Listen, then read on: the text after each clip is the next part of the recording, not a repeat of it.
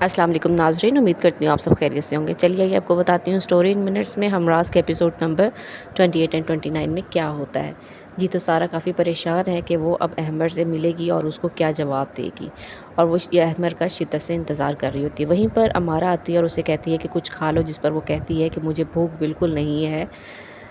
کیا تمہیں بھی ایسا لگتا ہے کہ میں قاتلہ ہوں؟ جس پر وہ کہتی ہے کہ نہیں، تم قاتلہ نہیں ہو۔ اگلے سین میں دکھایا گیا ہے کہ پولیس جو ہے وہ ثبوت لے کر ایس پی صاحبہ کے پاس آتی ہے اور اسے کہتی ہے کہ ہم نے سارہ فراز کے اصل قاتلوں کو گرفتار کر لیا ہے، جس پر وہ بڑی حیران ہوتی ہے کہ 8 مہینے کے بعد جو ہے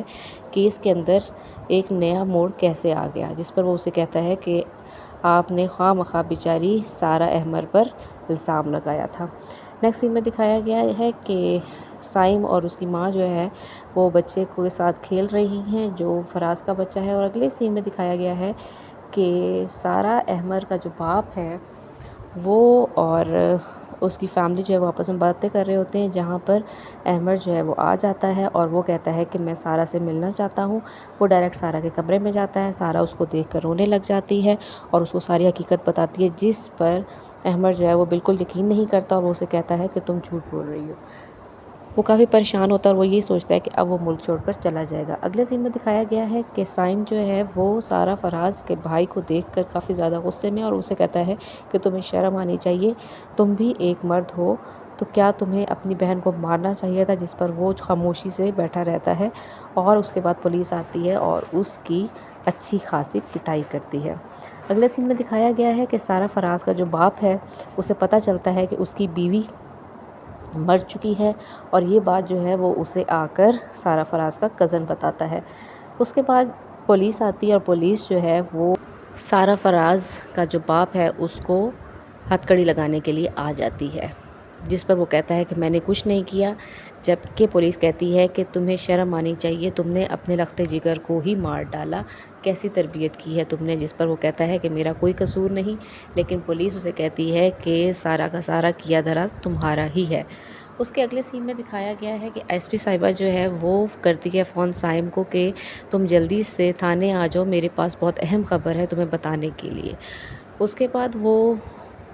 سائم جو ہے وہ آفس میں بیٹھا ہوتا ہے، سائم کو بتاتی ہے کہ اس کا باپ جو ہے وہ کس طریقے سے ملوث تھا اس کے اندر، اور کس طریقے سے ان دونوں باپ بیٹے نے مل کر سارہ کو مارا۔ اگلے سین میں دکھایا گیا ہے کہ احمر جو ہے وہ اب بہت زیادہ غصے میں ہے اور وہ گھر چھوڑ کر جانے کی تیاری کر رہا ہے۔ نیکسٹ سین میں دکھایا گیا ہے کہ جیسے ہی سارہ فراز کا باپ جو ہے وہ جیل کے اندر داخل ہوتا ہے تو اپنے بیٹے کو زخمی حالت میں دیکھ کر پولیس کو کہتا ہے کہ آپ کو تھوڑا سا بھی رحم نہیں آیا۔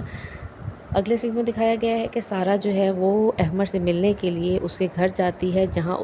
اسے پتہ لگتا ہے کہ احمر جو ہے وہ گھر چھوڑ کر ہمیشہ کے لیے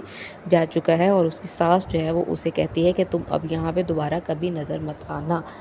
اگلے سین میں دکھایا گیا ہے کہ سائم کی جو ماں ہے وہ سائم کو کہتی ہے کہ تم نے بہت برا کیا ہے، اس کا نتیجہ بہت برا ہوگا۔ اگلے سین میں دکھایا گیا ہے کہ احمر کی جو ماں ہے وہ اپنی دوست سے بات کر رہی ہے اور کہتی ہے کہ اب تم ریڈی رہو، جس بات کا ہمیں شدت سے انتظار تھا وہ اب آن پہنچی ہے۔ اس کے اگلے سین میں دکھایا گیا ہے کہ احمر کا باپ اور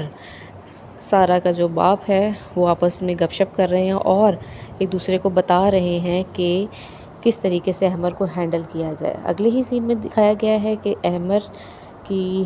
سالی یعنی امارہ اور اس کی بیوی سارہ احمر جو ہے وہ آپس میں باتیں کر رہے ہیں، اور وہ اسے کہتی ہے کہ میرا کوئی قصور نہیں ہے، مجھے ہر حال میں احمر کے پاس جانا ہے۔ نیکسٹ سین میں دکھایا گیا ہے کہ پریس کانفرنس ہوتی ہے اور